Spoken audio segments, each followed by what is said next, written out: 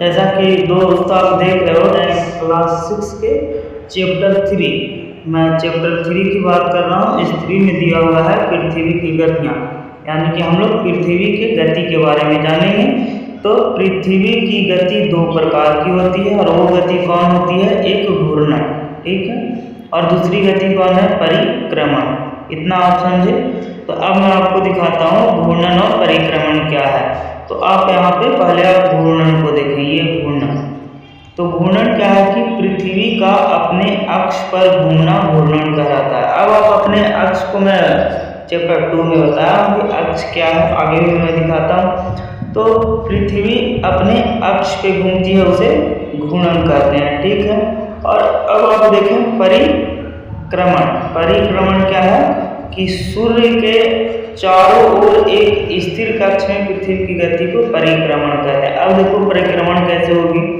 परिक्रमण का मतलब हो गया, ये मैं ऐसे लिया, ये अंडा, ऐसे अंडाकार ये मैं बनाया, ये यहाँ पे सूर्य है। तो पृथ्वी ऐसे अपने अक्ष पे घूमते घूमते घूमते घूमते पृथ्वी का जो एक चक्कर पूरा करती है, उसे हम लोग, सूर्य का एक जो चक्कर पूरा करती है उसे हम लोग परिक्रमण कहेंगे। ये ऐसे जो घूम रही है पृथ्वी, ये परिक्रमण है।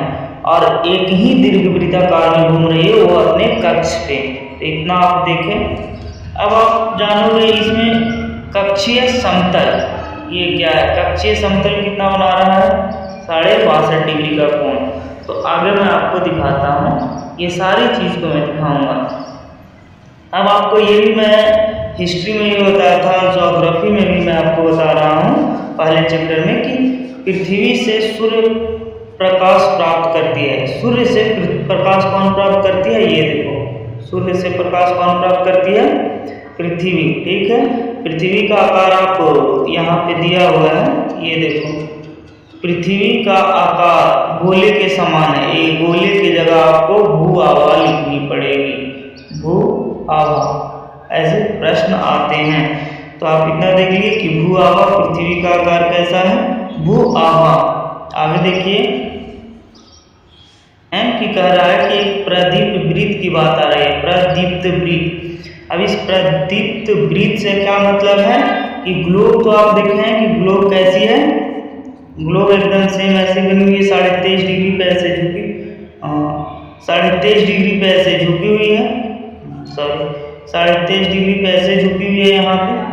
तो इस पे भी फिर ग्लोब को जो दो ऐसे बांट देता है, ऐसे रेखा, इधर दिन है और इधर रात है, ये वाली दिन और ये वाली रात। तो इस रेखा को क्या कहेंगे? ये वाली रेखा को हम लोग प्रदीप्त वृत्त कहेंगे। जो दिन और रात को विभाजित करती है उसे क्या कहेंगे? प्रदीप्त वृत्त। अब आप बता सकते हैं कि घूर्णन के समय, आपको मैं कहता हूँ, घूर्णन के समय काल को पृथ्वी का दिन कहा जाता है, यानी कि जितने समय में पृथ्वी अपने अक्ष पर घूमती है उसे दिन कहते हैं। तो आप देखोगे कि यह पृथ्वी की दैनिक गति है। तो दैनिक गति के कारण क्या होती है? पृथ्वी की दिन और रात होती है। दैनिक गति के कारण क्या होता है? दिन एंड रात। दैनिक गति के कारण ये हो रहा है दिन और रात। तो इतना आप देखें कि दैनिक गति के कारण पृथ्वी पर कितना हो रहा है? दिन और रात। आगे जो NCERT इमेज दी है मैं उसको दिखाता हूँ। ये देखिए, मैं यहाँ पे लाया, ये देखिए। अब आपको प्रदीप्त वृत्त यहाँ पे लिखा दिखाई दे रहा होगा, ये पॉइंट जो मैं दे रहा हूँ। अब आप देखिए, इस साइड से सूर्य, यहाँ पे सूर्य भगवान जो है, जो बिहार में पूजा की जाती है, छठ किया जाता है उसमें, इसमें देखिए ये रोशनी इधर इधर निकल रही है, ऐसे ऐसे। मैं रोशनी और निकाल देता हूँ, ये रोशनी निकल रही है सूर्य भगवान से ऐसे। देखिए कि एक साइड जो है यहाँ पे, ये वाली साइड, इधर दिन है और इधर रात है। तो जहाँ तक दिन है और रात को डिवाइड करने वाली जो रेखा है उसे हम लोग प्रदीप्त वृत्त कहते हैं। जैसे देखिए, ये मान लीजिए ये एशिया का मैप है, ये यूरोप है, ठीक है, ऐसे सटा हुआ है ऐसे। और इस बीच में जो पहाड़ है उसे क्या कहते हैं? यूराल पर्वत। इस बीच में जो है उसे यूराल पर्वत कहते हैं। उसी प्रकार प्रदीप्त वृत्त का भी काम है कि दिन और रात को बांटता है। लेकिन एक और चीज आपको बताए थे कि पृथ्वी पर दिन और रात क्यों होती है, कौन सी गति के कारण? तो पृथ्वी पर दिन और रात किस गति के कारण होती है? दैनिक गति के कारण। देखिए।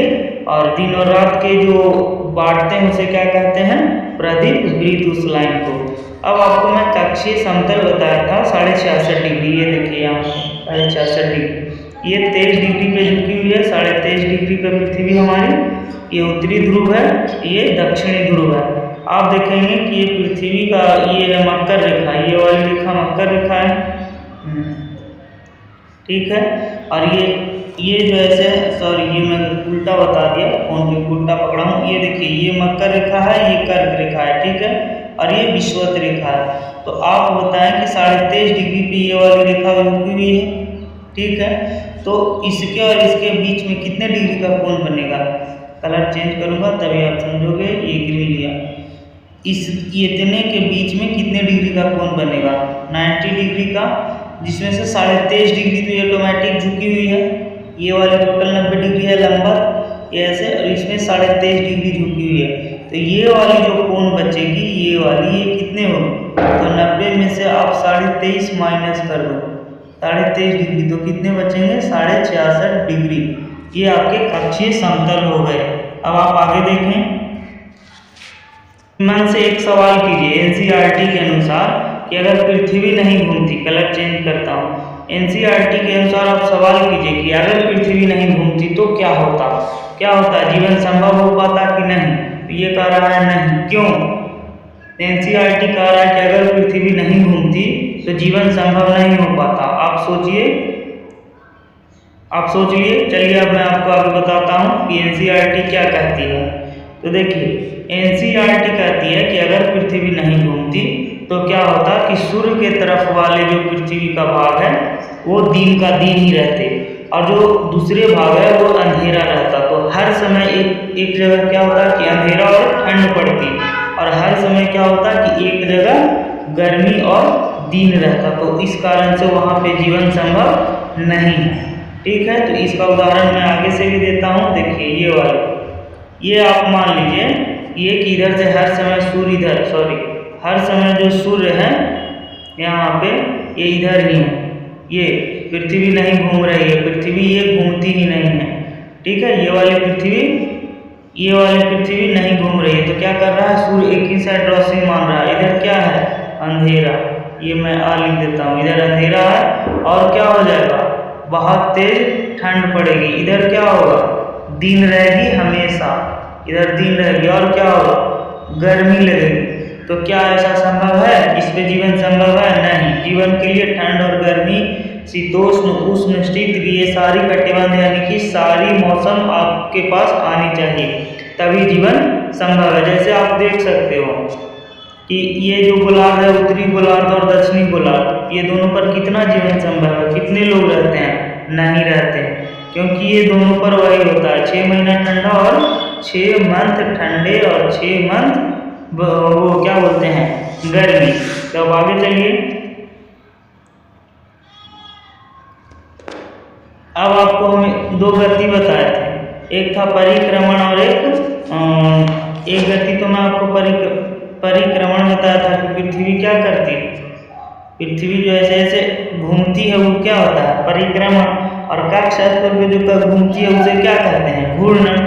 तो पृथ्वी की दूसरी गति जो सूर्य के चारों ओर कक्ष में घूमती है उसे परिक्रमण कहते हैं, ठीक है। ये सारी चीज़ को मैं एक एनिमेशन वीडियो के थ्रू आपको दिखाऊंगा अभी जस्ट।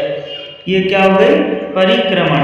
अब परिक्रमण में पृथ्वी का कितना टाइम लगता है, 365.1/4, यानी 1/4 से आप क्या मानोगे, 365 दिन 6 घंटे, आप मोटा मोटी एक अंदाज मान लो, ऐसे 6 घंटे 48 मिनट होते हैं, ठीक है। तो ये यहाँ पे 6 घंटे दिया हुआ भी है, तो आप 365 दिन 6 घंटे मानिए कि परिक्रमण के कारण हो गई। एक साल में सूर्य अभी परिक्रमण में इतना दिन क्यों लगता है, दिन और रात तो 24 घंटे में हो जाती है। तो हम इसको 365 दिन, और आप सोचें कि 365 दिन 6 घंटे को हम एक साल क्यों कहते हैं, हम 366 दिन को क्यों नहीं कहते हैं।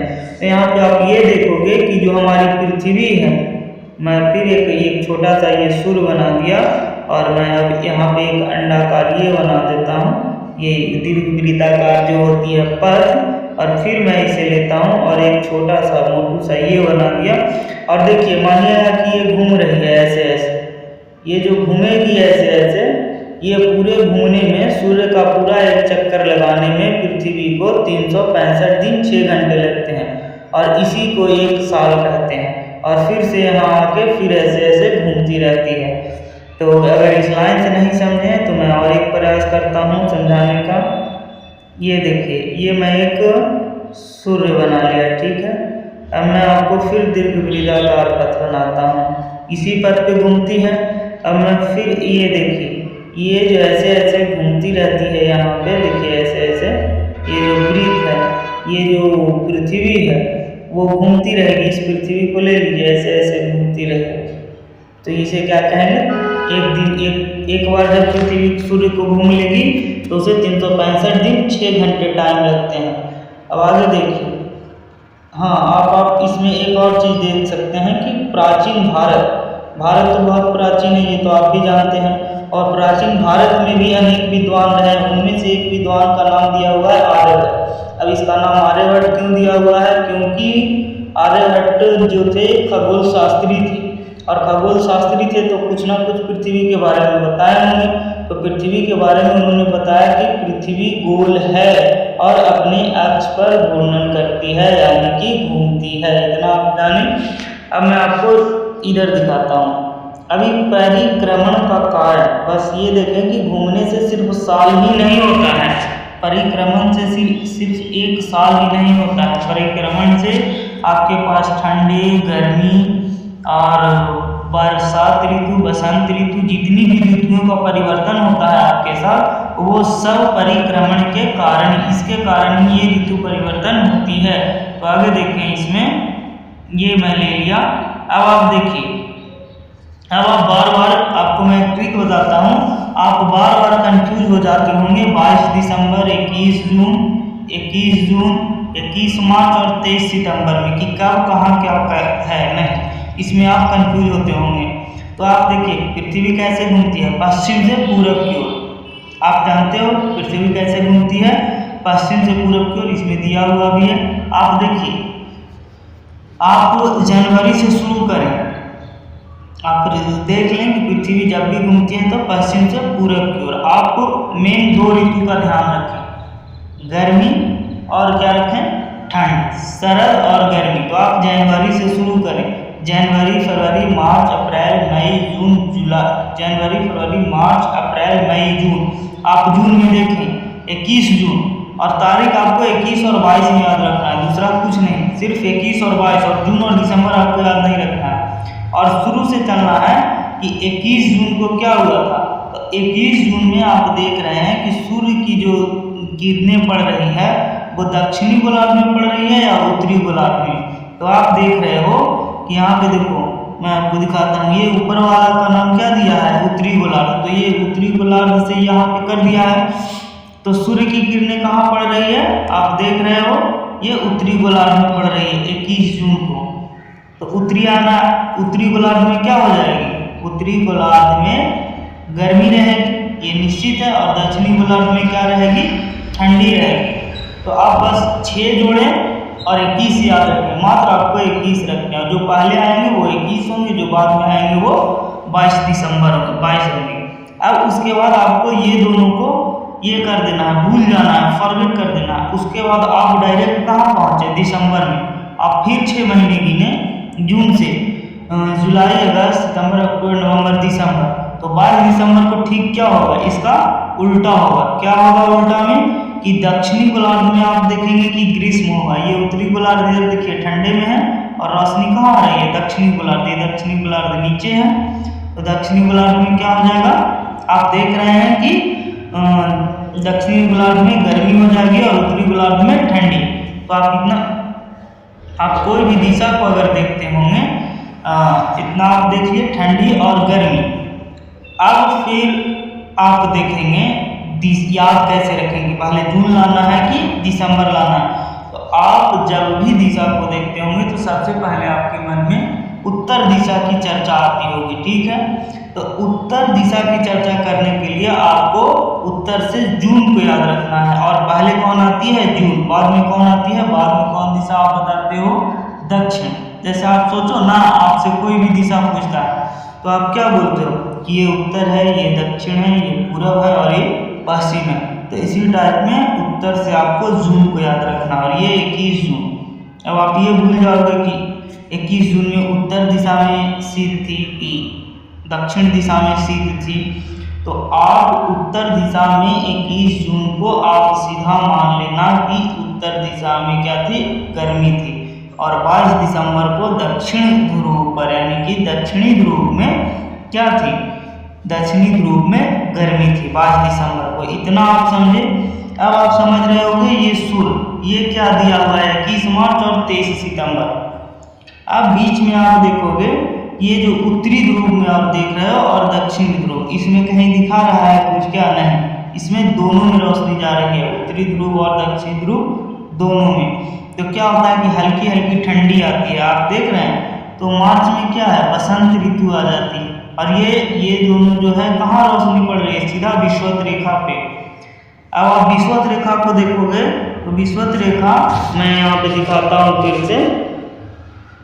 ये देखो, ये मैं ऐसे ग्लोब कर दिया, ये विषुवत रेखा बीच में रहती है ना, तो आप जब भी ध्यान दोगे तो बीच ही वाला दोगे। जून और दिसंबर के जो बीच में 2 आती है, आप ध्यान इतना तो रखोगे 2।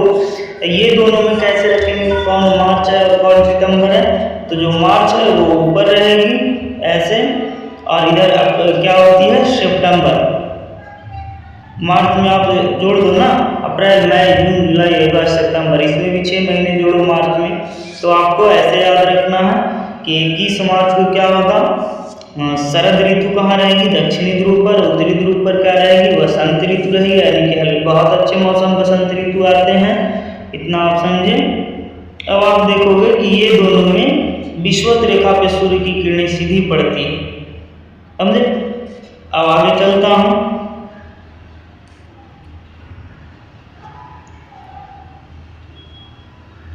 अब आप कभी सोचे हो अपने मन में कि 4 साल पे हमारी जो फरवरी है, एक ही बी मैं लिख देता हूँ, फरवरी है जो वो 29 दिन का, 4 साल में हमारी फरवरी 29 दिन का क्यों हो जाता है, ये कभी सवाल किए अपने मन से। तो अभी मैं आपको बताया कि पृथ्वी को परिक्रमण करने में कितना टाइम लगता है, तो 300, इधर देखना, 365 दिन 6 घंटे। तो आप 4 साल में कितने कर लोगे, 24 घंटे हो जाएंगे ना 4 साल में। 4 से अगर आप गुना कर दो तो 365 दिन 24 घंटे हो गए। तो 24 घंटे को एक दिन कर दो तो 366 दिन हो जाएंगे, और इसी को लीप वर्ष भी कहते हैं। इतना आप समझे। 366 दिन क्यों होते हैं। अब आपको दीर्घ वृत्ताकार पथ, तो इतना में हम आपको दिखाए थे कि सूर्यास्त पे कैसे, और मैं एक एनिमेशन वीडियो भी आपको चलाऊंगा। अब देखिए, ध्यान दीजिए, यहाँ पे कह रहा है ध्यान दीजिए कि पृथ्वी पूरे कक्ष में एक ही दिशा में झुकी हुई है। कहाँ ध्यान दें, चित्र 3.3 में आपको दिखाया गया। आप देखिए, आप भी ध्यान दीजिए। यहाँ ये देखिए, दक्षिण ध्रुव उत्तर ध्रुव हमेशा ऊपर की है, देखिए है झुका हुआ है एक ही कक्षा में, आप देख रहे हैं। तो आप ध्यान दे दिए, आगे चलिए। अब आपसे ये कह रहा है कि उत्तरी ध्रुव, यहाँ पे ध्यान दीजिए, अब इधर ध्यान दीजिए। आप कहाँ फोन चला रहे हैं, आप इधर ध्यान दीजिए। उत्तरी ध्रुव रेखा के बाद वाले भागों पर लगभग 6 महीने तक लगातार दिन, और 21 जून ये देखिए में क्षेत्र में सबसे लंबा दिन और सबसे छोटी रात होती है। कारण क्या है, उत्तरी आयनात कहते हैं। पृथ्वी की इस अवस्था को उत्तरी आयनात। आपको दिखाता हूँ कि 21 जून आपको कब दिखना है, उधर, और 22 दिसंबर ये देखिए, 2 चीज आपको देखने हैं। ये कहाँ, दक्षिण ध्रुव, दोनों एक दूसरे के विपरीत हैं, सीधा दोनों एक दूसरे के दुश्मन है, 21 जून और 22 दिसंबर। वैसे ही 21 मार्च और 23 सितंबर दोनों को एक दूसरे को दुश्मन है, ठीक है। तो अगर उत्तरी आयनात में लंबा दिन और छोटी रात करेगी तो दक्षिणी आयनात में क्या होगा, आप ऑटोमेटिक समझ जाएंगे। देखिए, दक्षिणी गोलार्ध में क्या हो जाएगी, 23 सितंबर को लंबे दिन और छोटी रात वाले ग्रीष्म ऋतु, और समझे, ये इतना आपको समझना होगा। 22 दिसंबर आपसे प्रश्न पूछता है सीटेट में कि बताएं कि उत्तरी आयनात किसे कहते हैं। ये परिभाषा देके और कथन कारक देके पूछेगा। और दूसरा प्रश्न ये पूछेगा कि 21 जून को किस गोलार्ध में सबसे लंबा दिन और सबसे छोटी रात होती है? और ऑप्शन रहेगा उत्तरी गोलार्ध, दक्षिणी गोलार्ध, विषुवत रेखा, कर्क रेखा, मकर रेखा। ऐसे तो ऐसे ही 22 दिसंबर को पूछ देगा। ठीक है, तो इतना ऑप्शन में। अब आप देखिएगा कि दक्षिणी आयनात में ऑस्ट्रेलिया पड़ता है।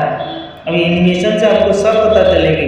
दक्षिणी गोलार्ध में क्या पड़ता है? ऑस्ट्रेलिया। तो जिस समय दक्षिणी गोलार्ध में दक्षिणी आयनात होती है उस समय वहाँ ग्रीष्म ऋतु रहता है, क्योंकि दक्षिणी गोलार्ध में हम कब की बात कर रहे हैं? तो 22 दिसंबर की। और 22 दिसंबर अभी जो टाइम है नवंबर के बाद जो दिसंबर आएगी उस समय हमारे क्या कौन ऋतु रहती है? शरद ऋतु। तो हम लोग इससे क्या पता चलता है कि हम लोग कहाँ हैं? उत्तरी गोलार्ध में हैं।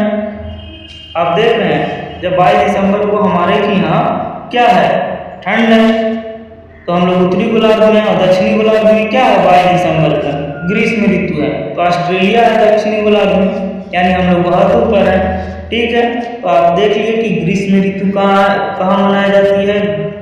सॉरी, ऑस्ट्रेलिया में ग्रीष्म ऋतु में क्रिसमस मनाया जाता है। ये क्वेश्चन पूछे गए हैं, प्रीवियस ईयर के क्वेश्चन है, आपसे बार बार पूछे जा रहे हैं सीटेट में कि ग्रीष्म ऋतु में क्रिसमस कहाँ मनाया जाता है? तो ऑस्ट्रेलिया में मनाई जाती है। ऑस्ट्रेलिया कौन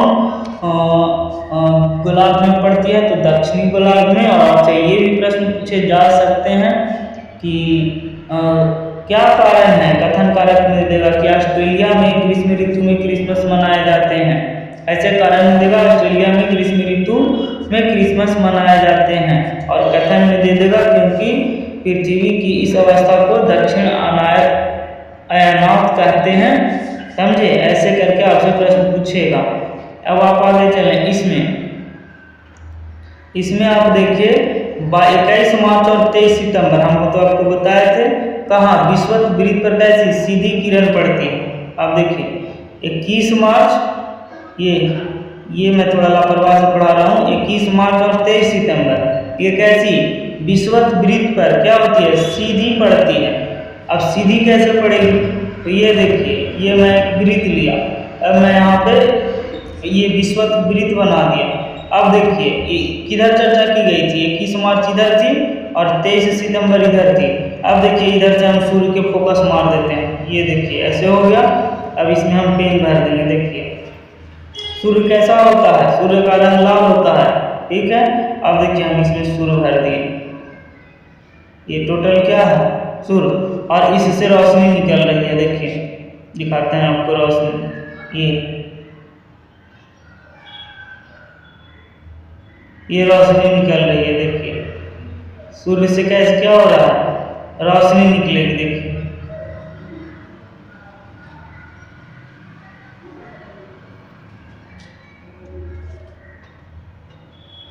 सूर्य से क्या हो रहा है?